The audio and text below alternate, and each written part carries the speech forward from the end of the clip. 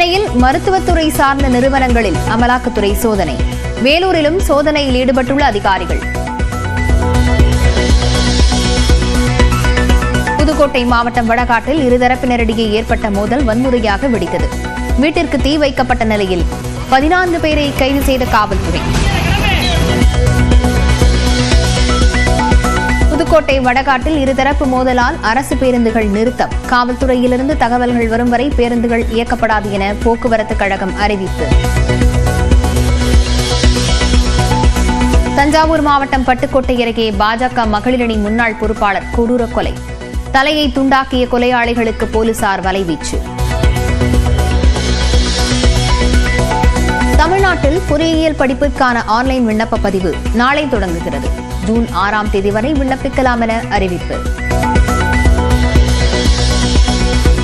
India Pakistan இடையே போர் மேகங்கள் சூழ்ந்துள்ள நிலையில் நாடு முழுவதும் நாளை போர்க்கால ஒத்திகை. மாநில அரசுகளுக்கு மத்திய அரசு கடிதம்.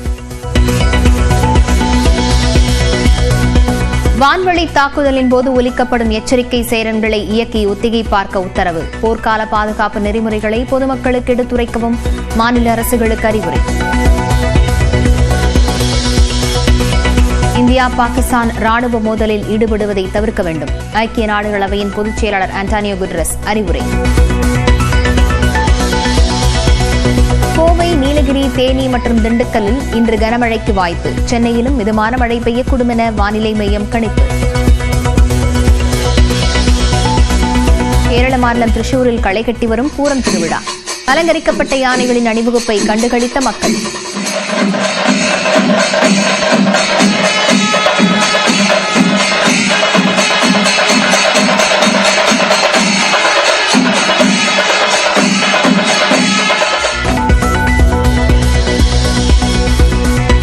தடுமாறி விழுந்ததில் காயமடைந்த மதிமுக பொதுச் செயலாளர் வைகோ அப்பல்லோ மருத்துவமனையில் சிகிச்சை முடிந்து வீடு திரும்பினார். சென்னையில் 4 வார்டுகளுக்கான இடைத்தேர்தல் தேதி விரைவில் அறிவிக்கப்பட வாய்ப்பு. வாக்காளர்களின் பட்டியலை வெளியிட்டார் மாநகராட்சி கூடுதல் ஆணையர்.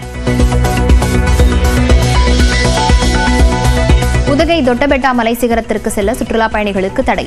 யானை நடமாட்டம் காரணமாக வனத்துறை நடவடிக்கை. காரைக்குடியில் சுப்பிரமணியபுரம் கிளப்பில் பணம் வைத்து சூதாட்டம். திமுக கவுன்சிலர் உட்பட 23 பேர் கைதான நிலையில் 18 வாகனங்கள் பறிமுதல். காஞ்சிபுரத்தில் 3000 ரூபாய்க்கு பெட்ரோல் போட்டுவிட்டு செல்லாத ஏடிஎம் கார்டை கொடுத்து தப்பிய வாகன ஓட்டி. சிசிடிவியில் பதிவான காட்சி.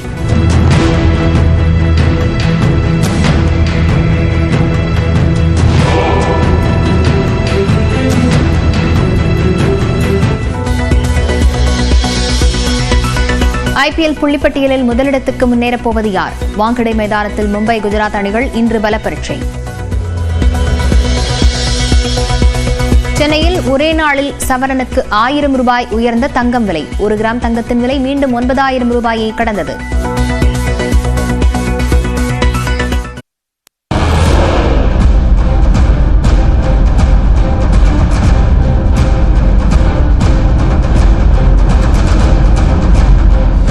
ஜம்மு காஷ்மீரின் தெற்கில் உள்ள பகல்காமில் தீவிரவாதிகள் நடத்திய கொடூர தாக்குதலை தொடர்ந்து இந்தியா பாகிஸ்தான் இடையே போர் பதற்றம் நிலவி வருகிறது. தீவிரவாத தாக்குதலை கண்டித்து இந்தியாவும் பதிலடி கொடுக்கும் எண்ணத்தில் பாகிஸ்தானும் பரஸ்பரம் பல்வேறு தடைகளை விதித்து வருகின்றன. அமைதி ஒப்பந்தமும் நதிநீர் ஒப்பந்தமும் நிறுத்தி வைக்கப்படுவதாக அறிவிக்கப்பட்டன. எல்லை கட்டுப்பாட்டு கோடு மற்றும் ஜம்மு காஷ்மீர் சர்வதேச எல்லைப் பகுதிகளில் தொடர் அத்துமீறல்களில் ஈடுபட்டு வரும் பாகிஸ்தான் எல்லை பகுதி மக்களை அச்சுறுத்தும் வகையில் துப்பாக்கிச் சூடுகளை அரங்கேற்றி வருகிறது. இந்த மிரட்டல்களின் அடுத்த கட்டமாக கடந்த 3ஆம் தேதி தரையில் இருந்து 450 கிலோமீட்டர் தூரம் பாய்ந்து தரையில் உள்ள இலக்கை அழிக்கும் அப்தலி ஏவுகணையை பாகிஸ்தான் சோதித்து பார்த்தது. தொடர்ந்து உள்நாட்டிலேயே தயாரிக்கப்பட்ட 120 கிலோமீட்டர் தூரம் தரையில் உள்ள இலக்கை தாக்கி அழிக்கும் ஃபத்தா ஏவுகணையையும் பாகிஸ்தான் சோதித்து பார்த்ததாக தெரிவிக்கப்பட்டுள்ளது.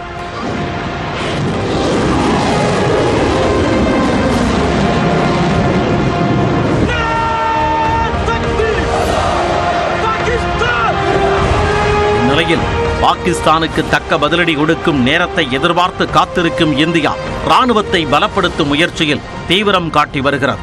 அதன் ஒரு பகுதியாக பிரதமர் மோடி கடற்படை தளபதி தினேஷ் கே திரிபாதி, விமானப்படை தளபதி AP சிங் ஆகியோருடன் நேற்று ஆலோசனை நடத்தினார். இந்த சந்திப்பின் போது விமான மற்றும் கடற்படையில் மேற்கொள்ளப்பட்டுள்ள முன்னெச்சரிக்கை நடவடிக்கைகள் உள்ளிட்டவை குறித்து தளபதிகள் விளக்கியதாக கூறப்படுகிறது. இதைத் தொடர்ந்து பிரதமர் மோடியை சந்தித்த மத்திய பாதுகாப்புத்துறை செயலாளர் ராஜேஷ்குமார் சிங் பகல்காம் தாக்குதலுக்கு பின் இந்திய ராணுவத்தின் தயாரிப்பு குறித்து விளக்கமளித்ததாக கூறப்படுகிறது. இதனிடையே ராணுவ பொறியியல் சேவைகள் மற்றும் மனோகர் பரிக்கர் பாதுகாப்பு விவகார படிப்புகள் மற்றும் ஆய்வுக்கான நிறுவனம் ஆகியவற்றின் தரவுகளை திருட்டுத்தனமாக அறிந்து கொள்ள பாகிஸ்தான் ஹேக்கர்கள் இணைய வழியில் ஊடுருவியதாக தகவல் வெளியானது. இருப்பினும் இந்த சைபர் தாக்குதலை மனோகர் பரிக்கர் ஆய்வு நிறுவனம் மறுத்துள்ளது.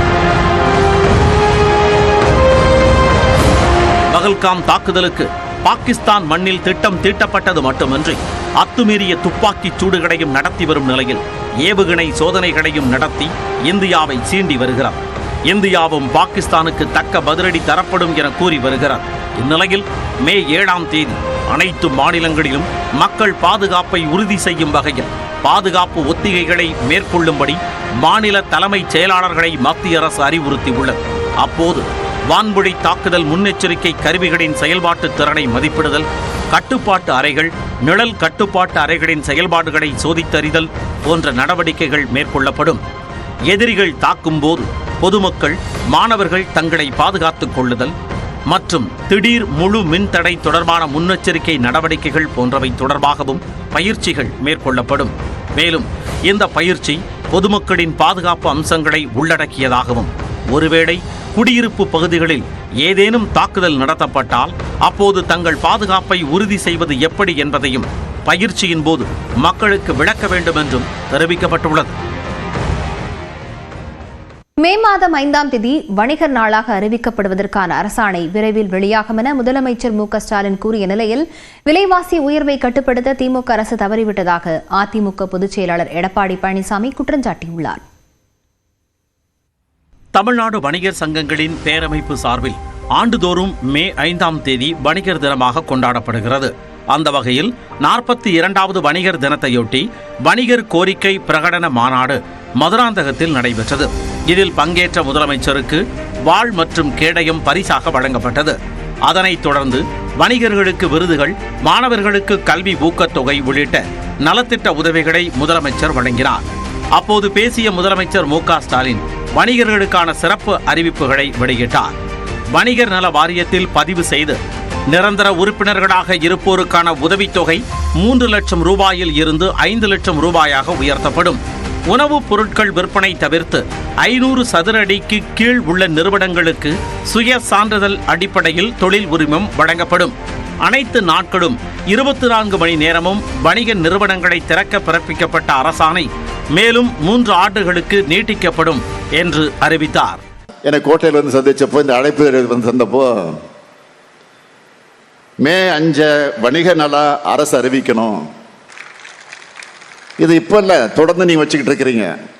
ஆக தொடர்ந்து வைத்துக் கொண்டிருக்கக்கூடிய இந்த கோரிக்கையை விரைவில் அதற்கான அரசாணை வெளியிடப்படும். மேலும் வணிகர்கள் தங்கள் கடைகளை குழந்தையாக நினைக்கும் நிலையில் கடைகளுக்கு தமிழ் பெயர்களை வைக்க வேண்டும் என்றும் வேண்டுகோள் விடுத்தார். இந்த நிலையில் விலைவாசி உயர்வை கட்டுப்படுத்த திமுக அரசு தவறிவிட்டதாக அதிமுக பொதுச் செயலாளர் எடப்பாடி பழனிசாமி குற்றம் சாட்டியுள்ளார். செங்கல்பட்டு மாவட்டம் மறைமலை நகரில் தமிழ்நாடு அனைத்து வணிகர் சங்கங்களின் பேரவையின் சார்பில் 42வது வணிகர் தின விழா மற்றும் வணிக பாதுகாப்பு மாநாடு நடைபெற்றது. இதில் கலந்து கொண்டு பேசிய எடப்பாடி பழனிசாமி, திமுக ஆட்சியில் வணிகர்களின் கடைகள் கஞ்சா போதை கும்பலால் தாக்கப்படுவதாகவும் அதனால் வியாபாரம் பாதிக்கப்படுவதும் கவலை அளிப்பதாக கூறினார். விலை ஒரு பக்கம் ஏறினால் அதை கட்டுப்படுத்த அரசு தவறிவிட்டது. ஆனால் வியாபாரி மீது இந்த அரசு பழி சுமத்துகின்றது. மக்கள் விரோத இந்த ஸ்டாலின் மாடல் அரசு விரைவில் அகற்றப்பட வேண்டும். வணிக பெருமக்களும் எங்களுக்கு முழு அளவில் ஆதரிக்க வேண்டும். சரக்கு மற்றும் சேவை வரி, வரம்பற்ற பெட்ரோல் டீசல் விலை ஏற்றம், சுங்க கட்டண உயர்வு உள்ளிட்டவற்றை மத்திய அரசு கட்டுப்பாடின்றி உயர்த்துவதை கண்டித்து இந்த மாநாட்டில் தீர்மானம் நிறைவேற்றப்பட்டது.